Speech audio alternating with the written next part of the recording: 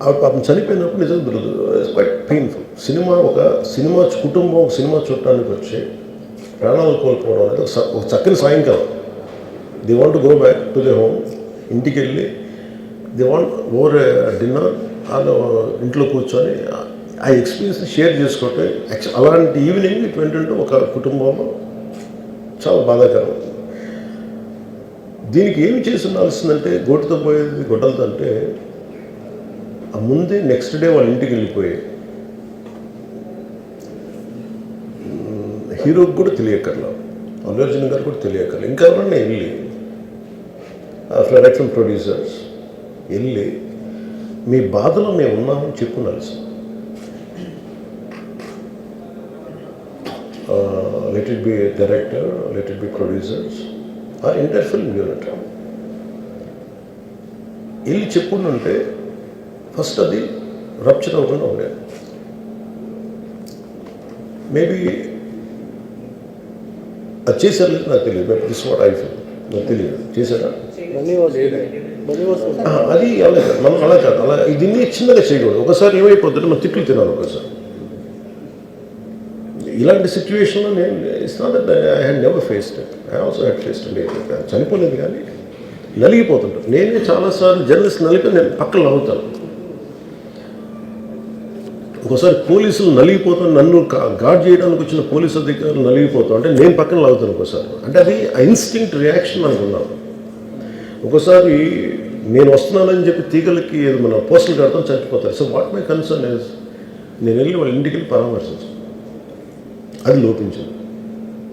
అది ప్రొడ్యూసర్స్ కానీ డైరెక్టర్ కానీ ఎవరైతే it could be some maybe ఒకసారి ఆ మూమెంట్ ఎందుకు చెప్పకపోవడం ఉండొచ్చు హీరోకి, దట్స్ ఫైన్.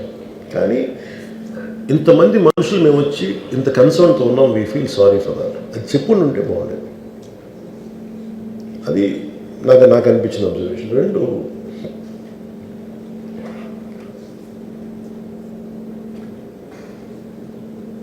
అడిక్వేట్ అరేంజ్మెంట్ చేసుకుని ఉండాల్సింది. ఒకసారి అభివాదం చేయకపోతే ఏమైపోద్ది అంటే, and I'm trying to be as objective as I can be. ఒకసారి అభివాదం చేయకపోతే ఏమైపోద్దంటే మీకు కావాలని అది సెలబ్రేట్ చేసుకున్నట్టు కాదు. ఒకసారి లోపల ఏం జరిగిందో, ఇప్పుడు ఈ రూమ్లో జరిగింది మనం అందరికీ తెలుసు, బయట ఉన్న 10,000 మందికి తెలియదు. నేను వెళ్ళకపోతే మళ్ళీ నాకు పొగరనుకుంటాను. So even hero has the thought, any hero will have thought process. లేదు అలా చెయ్యి లోపాలి, నమస్కారం పెట్టాలని బేసిక్, అది ఎంజాయ్ చేయటం కాదు. That is one aspect we have to look in to. ఆ తర్వాత at least third day he should have visited. కానీ భయం ఏముంటుంది, ఇబ్బంది ఏముంటుందో చెప్తాను. చాలా బరువు మనసుకి, మన వాళ్ళు చనిపోయారంటే ఒక బరువు ఉంటుంది. అది ఆ ఒక్క బరువుని ఎవరన్నా వెళ్ళి హ్యాండిల్ చేసి, దానికి ఒకసారి ఏమవుతుంది, 10 మంది వెళ్ళాలి. Maybe they should have taken Allu Arjun. వెళ్ళి కూర్చొని మాట్లాడి తప్పు జరిగిపోయింది, మా ప్రమేయం లేకుండా తప్పు జరిగిపోయింది, వీఆర్ సారీ, మా సాలిడారిటీ చూపిస్తున్నాం. వెళ్ళి ఆ బిడ్డ కోసం వెళ్ళి మహంకాళమ్మ గుడిలో ప్రార్థన చేస్తున్నారు. There are many ways to say that I'm sorry. Though నా తప్పు లేదు, కానీ నేనున్న పరిస్థితులు నా ద్వారా జరిగింది కాబట్టి ఇది వాళ్ళ టీం చేసి ఉండాల్సింది. The producers and also because మీరు బ్లేమింగ్ వన్ యాక్ట్, ఒక హీరోని బ్లేమ్ చేయడం రైట్ కాదు. ఇది ఒక సినిమాని ఒక టీమ్గా తీసినప్పుడు సమస్యను కూడా టీమ్గానే తీసుకోవాలి. కానీ ఇక్కడ సమస్య ఏం చేశారంటే మొత్తం హీరో మీద పెట్టేశారు అండ్ ఒంటరి వ్యక్తిని చేశారు. అది నాకు కరెక్ట్ అనిపించలేదు. That is one aspect. ఆ తర్వాత జరిగిన consequences no one has guided them well. ఆ తర్వాత జరిగిన కాన్సెప్ట్ జైల్లో వన్స్ కేసు పెడితే and we don't question police.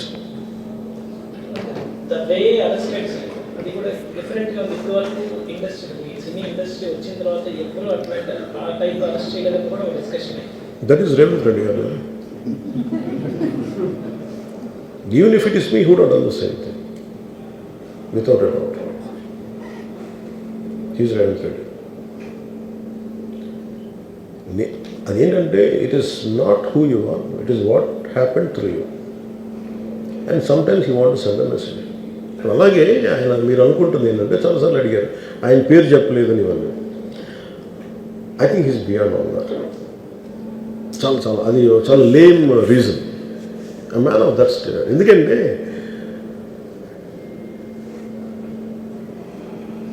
ఆయన నిజంగా ఆ సినిమాకి ఇచ్చినంత పుష్ ఇంకా తెలంగాణ మేము ఇంకా హైదరాబాద్లో వాళ్ళకి ఇచ్చినంత టికెట్స్ ఈవెన్ అంటే అక్కడ ఎక్కువ పాపులారిటీ ఉంది. అంటే మీరు నన్ను అంటే ఎక్కువ సీకింగ్ ఎక్కువ ఉంది పర్టికులర్ ఫిల్మ్కి.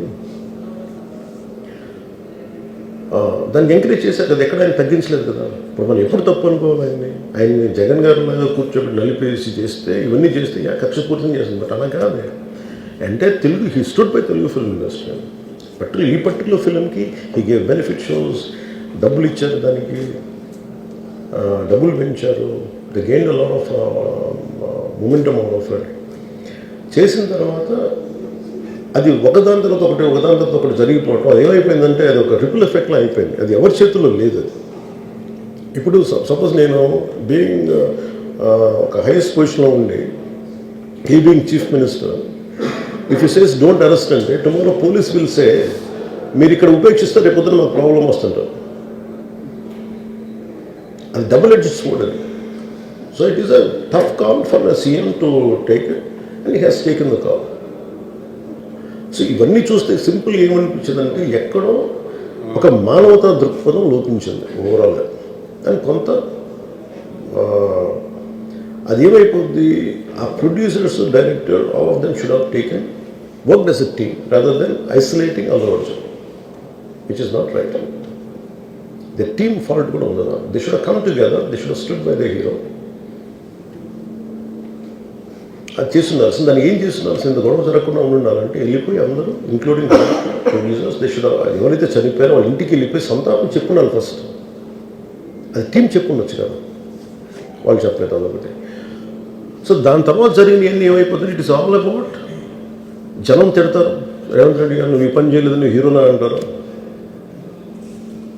ఇంక దానికి అండ్ అది కొన్ని పార్టీ పరంగా అనుకుంటే అల్లు అర్జున్ గారి అంకుల్ వాళ్ళ ఈజ్ అ కాంగ్రెస్ మ్యాన్. పోనీ ఆయన ఏం చేయలేదా అంటే ఆయన సినిమా రేట్లన్నీ పెంచి దాని విజయానికి కూడా ఆయన పాక్షికంగా ఆయన దోహదపడినట్టే కదా.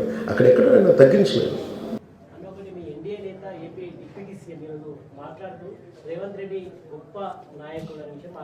నాకు తెలియదు మరి ఆయనకి ఎట్లా గొప్ప పడుతుంది, ఏంటో గొప్ప పడుతుంది మరి నాకే తెలియదు. రుజువులే నువ్వు ఎప్పుడు తెలియదు నాకు.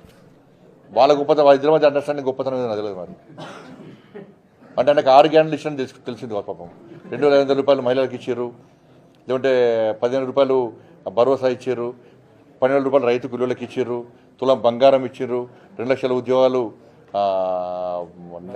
భర్తీ చేశారు, లేకుంటే 4,000 రూపాయలు నిరుద్యోగ బుద్ధి ఇస్తున్నారు, 4,000 రూపాయలు ఆసరా పెన్షన్లు ఇస్తున్నారని తెలిసింది వాచానికి. ఇట్లా 2 పక్క చోళ చెప్పారు వాచానికి.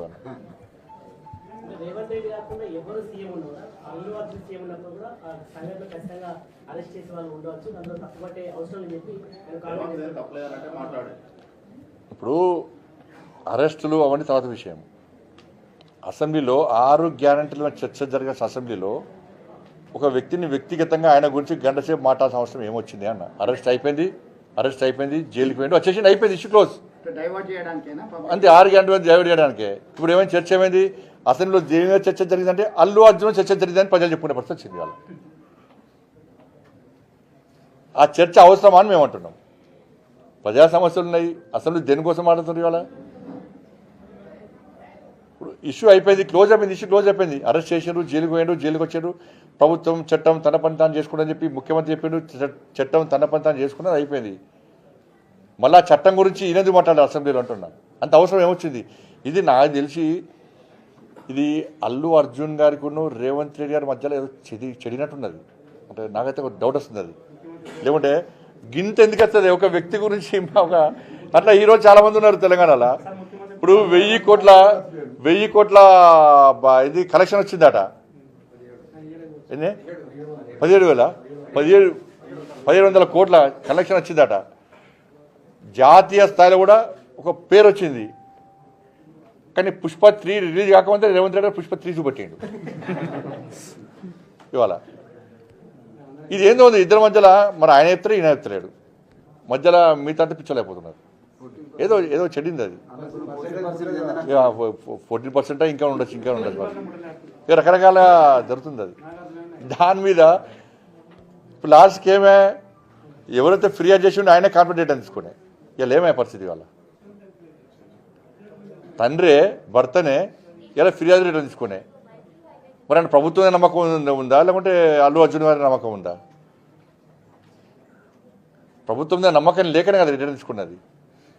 మరి నమ్మకంగా కుటుంబాన్ని కూడా నమ్మకం విశ్వాసం కుదుర్చుకోలేకపోయింది ప్రభుత్వం ఇది, చేతకాని ప్రభుత్వం ఇది.